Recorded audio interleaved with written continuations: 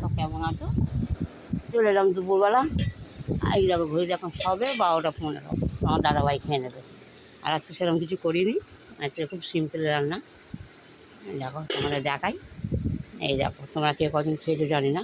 এটা হচ্ছে মুগ কড়াই আর আলু চাল দিয়ে ভাত করেছি।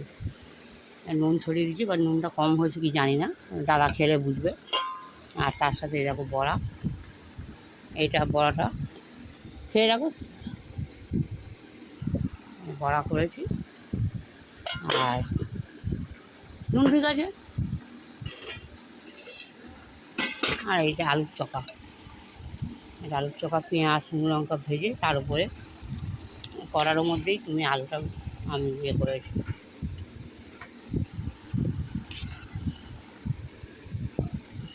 আবার ওনার তো একটা সমস্যা আছে, মেখে দিতে হবে, নাহলে খাবে না।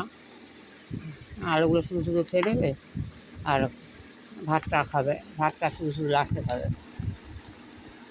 দেখো মেখে দিই ভাতটা।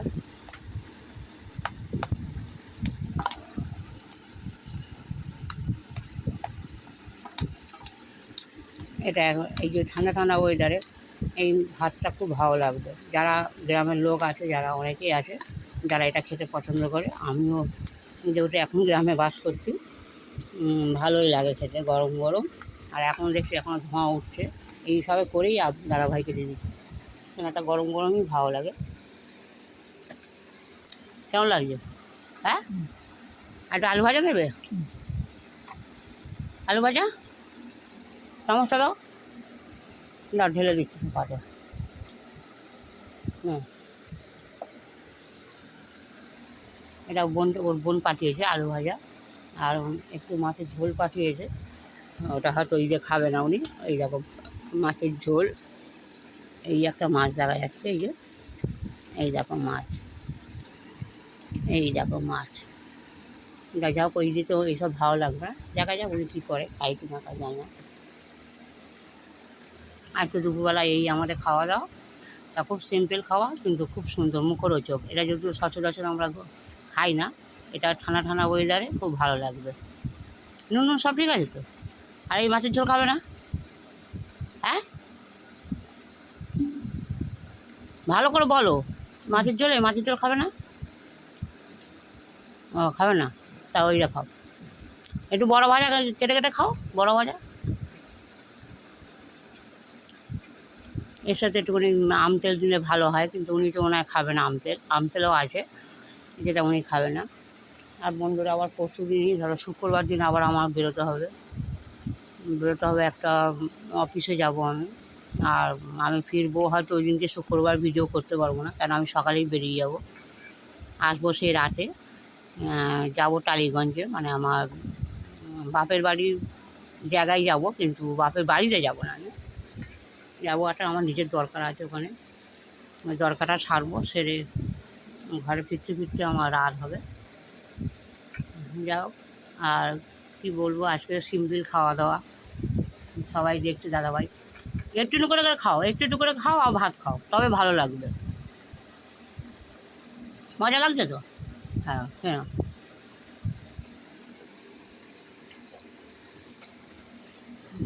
এটা শহর অঞ্চলে এই জালটা পাওয়া যায় না। এটা আমাদের গ্রামের দিকেই চাষ হয়। তা যদিও আমাদের চাষের জমি টমি নেই, এটা আমিও কিনে রেখেছিলাম ঘরে। মাঝে মাঝে আমি তরকা রুটি করি, যেটা রাতে। ওটা আমি তো রাতের ভিডিও কোনো সময় করিনি, রাত তোমাদেরকে দেখানোর সুযোগও হয় না। আমি রাতেও তরকা রুটি করি, বা কোনো সময় এই ভাতটা একটু মাঝে মধ্যে করেছিলাম। এর আগে একবার করেছিলাম, তোমাদের দেখিয়েছি। আবার আর একবার করলাম, তখন খুব গরম ছিল, করে ফেলেছিলাম। কিন্তু আজকে ঠান্ডা ওয়েদারে ভালো লাগবে এই ভুজোটা। এটা এই গ্রামের লোকরা ভুজো বলে, আমি ওদের কাছে শিখে নিয়েছি কড়াই ভুজো। যেটা জানি না সেটা কতটা ঠিক কিনা। আমাদের তো কলকাতা শহরের লোকরা আমরা ডালে চালে বলি, এরা ডালে চালে না বলে এরা বলে কড়াই ভুজো, এরমভাবে এরা এই কথাগুলো বলে। যাক, ওদের কাছেই আমার শেখা। আর একটুখানি করে পানি খাও, জল খেয়ে নাও একটুখানি করে। হ্যাঁ, এক জগ করে জল খাও, ভালো লাগবে। হুম, এই প্রথম তোমার দাদা খেতে খেতে জল খাচ্ছে দেখো। এর আগে কোনো সময় জল সবটা খেও না, সবটা খেলে কি ভালো লাগবে? পুরো ভাতটা তো খাবে ওই যে আস্তে আস্তে করে। আর কি লাগবে বলবে, বড়া ভরা লাগলে, আলু ভাতে লাগলে বলবে।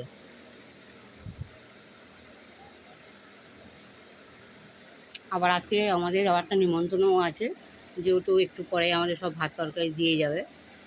দিয়ে যাবে মানে কি, আমাদের এখানে একজন মারা গিয়েছিল, মানে আমার একটা চার শ্বশুর হয়, মানে খুড়শ্বশুর হয়, মানে আমার কাকা শ্বশুর। তা তেনার আজকে ঘরে হয়তো পড়াশোনা দেবে। তাই যেহেতু আমরা একটু অসহায় বলে তাই এবার আমাদের আবার সে ওটা হাতে করে নিয়ে একটুখানি করে কামড়ে খাও। একটুখানি করে কামড়াও। আলু ভাতে নেবে, আর আলু ভাতে দেবো, আর না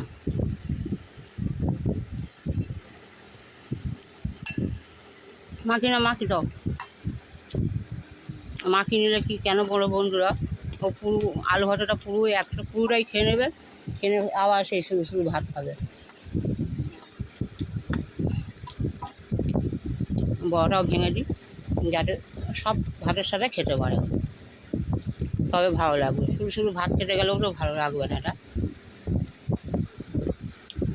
এটা জানি অনেকের মুখে জল চলে আসছে এই খাবারটা দেখে। এই খাবারটা সত্যি খুবই ভালো জিনিস, যেটা আমি আমার বাপের বাড়িতে খুব একটা খেতাম না, আমি এখন খাইনি বলা চলবে, কেন আমরা মুখ করাই পাবো কোথায়। সেই যখন আমার দিদিমা বেঁচে ছিল,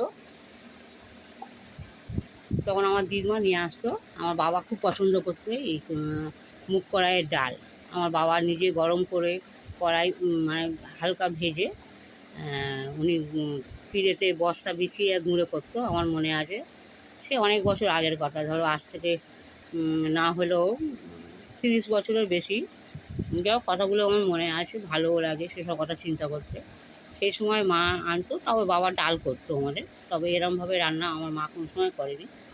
আমার মা করলেই তো মুসুর ডাল দিয়ে এরম ভাত করে দিত, আমার মনে আছে। যখন আমি একটা সময় একটা কাজ করতাম, আমি তখন মা এইভাবে সকালবেলা আমাকে উঠে আমার জন্য করে দিত আলু ভাতে, আর ওই মুসুর ডাল ছড়ানো ভাত করে দিত, যেটা খুব ভালো লাগতো খেতে সেই সময়।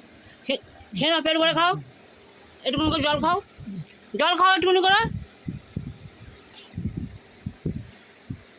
প্রতিদিন ইচ্ছা করবে তোমাকে, কি আবার বিকেলে আবার খেতে দেবো নাকি আমি? হ্যাঁ, এই সময় পেট ভরে খেয়ে নেবে। এই যে বন্ধুরা খাচ্ছে না, বিকেলবেলা তখন খিদে পাবে। এই সময়টা পেট ভরে তোমার দুপুরবেলা খায়, ও এই সময়টা খাবে না।